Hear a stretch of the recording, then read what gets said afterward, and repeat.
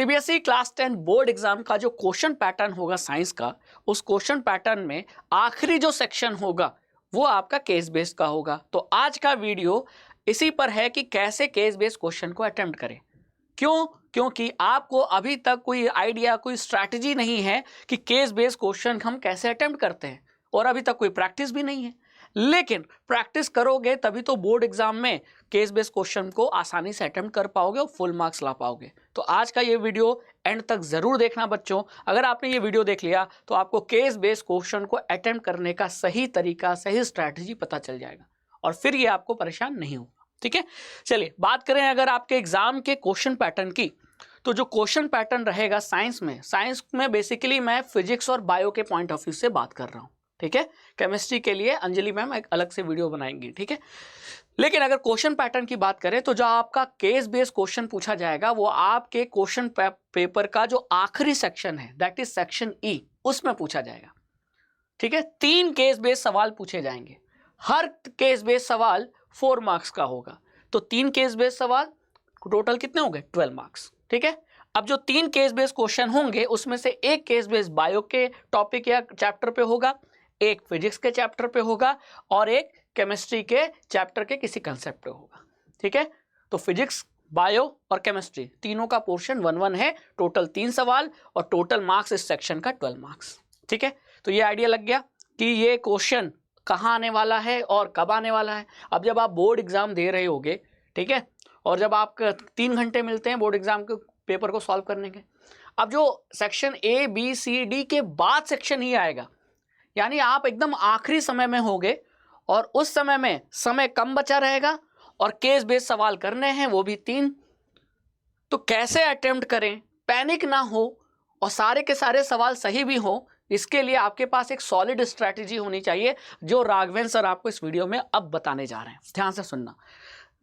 Case based सवाल का मतलब ये होता है कि एक पैराग्राफ दिया रहता है किसी भी कंसेप्ट पर, चाहे वो फिजिक्स का कंसेप्ट हो, चाहे बायो का कंसेप्ट हो, किसी भी कंसेप्ट पर एक पैराग्राफ दिया रहता है। उस पैराग्राफ में कुछ इंपॉर्टेंट कंसेप्ट लिखे होते हैं, उसमें कुछ इंफॉर्मेशन होती है, कुछ इंपॉर्टेंट डायग्राम भी दे सकता है, इंपॉर्टेंट फॉर्मूलाज भी दे सकता है। अगर फिजिक्स का केस बेस है तो फॉर्मूले भी दे सकता है। ठीक है, कुछ इंपॉर्टेंट इक्वेशन भी दे सकता है। जैसे बायो है तो रिस्पिरेशन का इक्वेशन दे दिया, फोटोसिंथेसिस का इक्वेशन दे दिया जो आपके चैप्टर में है, और कुछ इंपॉर्टेंट हिंट भी दे सकता है। ठीक है, अब आपको क्या करना है, अब पैराग्राफ पढ़ना है। सबसे पहला काम क्या करना है, स्ट्रैटेजी सुन लो। सबसे पहला काम पैराग्राफ को पढ़ना है।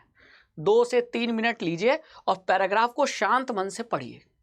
पैराग्राफ पढ़ने पर यह पता चल जाएगा कि पैराग्राफ किस कंसेप्ट पर है, और वो कंसेप्ट आपको पहले से आता है, लेकिन एक बार पैराग्राफ पढ़ना बहुत जरूरी है। ठीक है, अब रीड करने के बाद फिर क्या करना है, उसी पैराग्राफ में कुछ इंपॉर्टेंट कंसेप्ट या कुछ इंपॉर्टेंट फॉर्मूलाज या डायग्राम में कोई इंफॉर्मेशन थी, उसे अंडरलाइन कर लीजिए। अभी मैं आपको एक एग्जांपल से बताऊंगा भी, लेकिन पहले स्ट्रैटेजी सुन लो। तो पहले रीड किया पैराग्राफ, फिर इंपॉर्टेंट चीजों को अंडरलाइन किया है, और फिर जाकर उस पैराग्राफ के बेस्ड क्वेश्चन को क्या किया, अटेम्प्ट किया, यानी सॉल्व किया। तो पहले रीड, फिर अंडरलाइन और फिर क्वेश्चन को अटेम्प्ट करना है। क्योंकि आपके जो केस बेस्ड क्वेश्चन होंगे ना, वो पैराग्राफ पर बेस्ड 2 क्वेश्चन भी हो सकते हैं और पैराग्राफ पर बेस्ड 3 क्वेश्चन भी हो सकते हैं। मतलब 3 केस बेस्ड हैं और हर केस बेस्ड में 2 या 3 सब पार्ट्स भी हैं। ठीक है, ये मत सोचो कि 3 केस बेस्ड हैं तो एक एक सवाल आएगा, नहीं। अगर फिजिक्स का केस बेस्ड है तो फिजिक्स के केस बेस्ड के फिर अंदर 2 या 3 सब पार्ट्स भी होंगे। मैं आपको दिखा देता हूं, जैसा कि यहां आप देख रहे हो। जैसे ये केस बेस्ड है, ये पिछले साल का सैंपल पेपर है ना, उसके थ्रू मैं आपको बता रहा हूं। तो जैसे सेक्शन ई में क्वेश्चन नंबर 37, 38, 39 3 केस बेस्ड हो गए। अब जैसे ये क्वेश्चन नंबर 37 है, केस बेस्ड केमिस्ट्री का है, तो इस केस बेस्ड में आपको एक टेबल दिया है और फिर उस पर बेस्ड केवल 2 सवाल पूछे, यानी 2 सब पार्ट है। लेकिन फिर अगर आप आगे जाओगे तो ये बायो का केस बेस्ड है, इस पर देखो कितने सवाल पूछे, 3, ए बी सी। फिर देखो क्वेश्चन नंबर 39 जो फिजिक्स का केस बेस्ड है, इस पर कितने सवाल पूछे हैं, फर्स्ट, सेकंड, थर्ड। फोर्थ वाला तो और में है, यानी ऑप्शन में, या तो थर्ड करो या तो फोर्थ करो, यानी 3 सवाल। तो वही मैं कह रहा हूं कि केस बेस्ड में आपको या 2 या 3 सब पार्ट मिल सकते हैं। ठीक है, तो स्ट्रैटेजी आपको पता चल गई। Read, underline and attempt. तो यहां से आर, यहां से यू, यहां से ए, रुआ स्ट्रैटेजी इसको कहते हैं। ये स्ट्रैटेजी मेरी बनाई गई है, बहुत ही इफेक्टिव और बहुत ही एफिशिएंट स्ट्रैटेजी है। तो आज से याद रखना, केस बेस्ड क्वेश्चन को सॉल्व करने के लिए कौन सी स्ट्रैटेजी, रुआ स्ट्रैटेजी फॉलो करना है, जो आपको कभी रोने नहीं देगी, कभी केस बेस में रुलाएगी नहीं, है ना। चलिए, तो इसको मैं एक एग्जांपल से भी बताता हूं। जैसे ये देखो कि केस बेस्ड फिजिक्स का है, ठीक है, ये पैराग्राफ है और इस पैराग्राफ पर बेस्ड क्या है, क्वेश्चंस है। तो मैंने क्या कहा था कि जो भी आपको पैराग्राफ दिए जाएंगे उसमें कुछ इंपॉर्टेंट कंसेप्ट हो सकते हैं, जो कि आपको यहाँ लाइंस के फॉर्म में दिख रहा है, कुछ इंपॉर्टेंट डायग्राम हो सकता है, कुछ इंपॉर्टेंट फॉर्मूलाज हो सकता है, कुछ इंपॉर्टेंट हिंट भी हो सकता है। तो पहला काम मैंने क्या बताया था, पहले रीड करना है। तो मैंने इसको रीड किया, रीड करने के बाद फिर नेक्स्ट पार्ट क्या बताया था, अंडरलाइन करो, ठीक है। तो रीड करने के बाद, इस केस बेस को रीड करने के बाद मुझे इतना पता चल गया कि ये केस बेस सवाल कहीं ना कहीं किसके ऊपर है, लेंस के ऊपर है, ठीक है, और लेंस से जुड़ा हुआ ये लेंस फॉर्मूले पे ऊपर है। क्लियर, मुझे इतना पता चल गया। कॉन्वेक्स लेंस, यहां भी देखो कहीं ना कहीं कॉन्वेक्स लेंस लिखा हुआ है, और कॉन्वेक्स लेंस और उस पर बेसिस लेंस फॉर्मूला, या पूरा कंसेप्ट इसी पैराग्राफ इसी पर है। तो मैंने पहले रीड किया, रीड करने के बाद अब मुझे क्या, अब मुझे जो इंपॉर्टेंट दिखेगा, जैसे मुझे एक चीज इंपॉर्टेंट नजर आई कि thin lens of focal length 5 meter. ये जो क्वेश्चन में बोला है कि जो कॉन्वेक्स लेंस है उसका फोकल लेंथ कितना है, 5 मीटर। अब आप इस लेंस फॉर्मूले में देखो फोकल लेंथ है कि नहीं, तो कहीं ना कहीं ये जो डाटा है वो आगे किसी ना किसी क्वेश्चन में काम आएगा। अगर मैं आगे क्वेश्चन देखूं तो क्वेश्चन में क्या पूछा है, calculation where should the object be placed. Object की पोजीशन निकालना है, ऑब्जेक्ट की पोजीशन यानी यू निकालना है।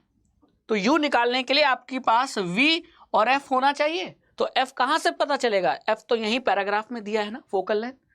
तो यही मैं कह रहा था कि रीड करने के बाद कुछ इंपॉर्टेंट इंफॉर्मेशन को क्या करो, अंडरलाइन करो, क्योंकि वो कहीं ना कहीं आगे आने वाले क्वेश्चन में उस कंसेप्ट की जरूरत पड़ेगी। जैसे फोकल लेंथ की जरूरत मुझे इस क्वेश्चन को सॉल्व करने की पड़ेगी, ठीक है, समझ में आया। और फिर जाकर जब आपने पैराग्राफ पढ़ लिया, अंडरलाइन कर लिया, अब बचा है अटेम्प्ट करना। तो चलिए अब इन क्वेश्चन को आप अटेम्प्ट कर सकते हैं। तो इस पैराग्राफ पर 3 क्वेश्चन दिए थे, अब आप ड्रॉ कर सकते हो, ठीक है, समझ में आई बात। तो जो आप कंसेप्ट पढ़ोगे ना वही कंसेप्ट काम आएगा, ऐसा नहीं कि केस बेस के लिए अलग से कोई कंसेप्ट पढ़ना होता है, ठीक है। चलिए अब उसी तरह बायो का देख लीजिए। अब ये केस बेस सवाल किसका है, बायो का। सबसे पहला काम क्या बताया था, आर यानी रीड। तो पहले मैं इस पैराग्राफ को रीड करूंगा। रीड करते समय क्या देखना है, पहले ये देखूंगा कि आखिर किस कंसेप्ट पर ये सवाल है, ये पैराग्राफ है। तो ये जो पैराग्राफ है वो कहीं ना कहीं हमारे ह्यूमन हार्ट और उसके फंक्शन, उसके पार्ट्स के बारे में। ह्यूमन हार्ट का डायग्राम दे दिया है और ये बता दिया है कि 4 चैम्बर होते हैं, है ना। अपर चैम्बर को आर्टरिया कहते हैं, लोअर चैम्बर को वेंट्रिकल कहते हैं। तो कहीं ना कहीं ह्यूमन हार्ट और उसके फंक्शन के बारे में। तो मैं इसको पढ़ूंगा, जहां जहां इंपॉर्टेंट है वहां मैं अंडरलाइन कर लूंगा। बात समझ में आ गई। Consist of blood vessels that circulate continuously in all parts of the human body, ठीक है, clear. The right side of the human heart is separated from the left side by dividing a wall known as septum. तो मैंने जो important लगा मैंने उसको underline कर लिया। फिर डायग्राम को एक बार देख लिया, अच्छा ये डायग्राम तो एनसीईआरटी का है, चलो इसको एक बार देख लेते हैं। तो इसका मतलब एक चीज ये भी हो गई कि एनसीईआरटी के आपके डायग्राम जो एनसीईआरटी की टेक्स्ट बुक में दिए गए हैं वो कहीं ना कहीं केस बेस्ड में वही डायग्राम पर क्वेश्चन आ सकता है। तो इसीलिए मैंने कहा डायग्राम अच्छे से पढ़ो। तो आपने रीड कर लिया, इंपॉर्टेंट लाइन को अंडरलाइन कर लिया। अब आप क्या कीजिए, अटेम्प्ट कीजिए, ठीक है। Name the smallest blood vessel and state its role in the circulation of blood. अब ये क्वेश्चन पूछा है मान लो, तो कहीं ना कहीं स्मॉलेस्ट ब्लड वेसल के बारे में पैराग्राफ में तो कहीं दिया ही नहीं है। तो जरूरी नहीं कि क्वेश्चन का आंसर पैराग्राफ में दिया हो, बात समझना। क्वेश्चन जो पूछा था क्या उसका आंसर पैराग्राफ में दिया है। क्वेश्चन में पूछा था कि भैया स्मॉलेस्ट ब्लड वेसल का नाम बताओ, क्या पैराग्राफ में उसका आंसर दिया है, कहीं नहीं दिया है। तो ये मत सोचो कि पैराग्राफ में ही आंसर छुपा रहेगा, नहीं। ये तो आपने एनसीईआरटी से पढ़ा होगा, वही चीज आपको याद रखनी है कि स्मॉलेस्ट ब्लड वेसल कौन सा होता है। ठीक है, तो सब कुछ पढ़ना है। पैराग्राफ में हो सकता है इंफॉर्मेशन दी हो सकता है इंफॉर्मेशन ना दी हो। ठीक है, तो इनडायरेक्टली पैराग्राफ रिलेट करता है आपसे क्वेश्चन से, डायरेक्ट इंफॉर्मेशन हो सकता है पैराग्राफ में ना दी हो। तो रीड कीजिए, अंडरलाइन कीजिए और फिर क्वेश्चन को क्या कीजिए, अटेम्प्ट कीजिए।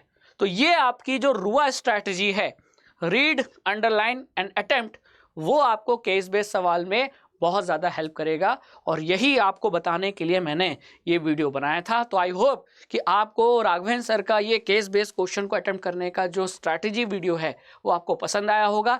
अगर वीडियो पसंद आया तो लाइक कीजिए, इसे शेयर कीजिए अपने फ्रेंड सर्कल में और चैनल अड्डा 24/7 फाउंडेशन को ज़रूर सब्सक्राइब कीजिए, क्योंकि मेरे वीडियोस और हमारी पूरी टीम के जो वीडियोस हैं वो आपको चैनल पे मिलेंगे, जिससे आपकी बोर्ड एग्जाम की प्रिपरेशन बिल्कुल टॉपर जैसे होगी और आप टॉपर बनेंगे। तो थैंक यू सो मच।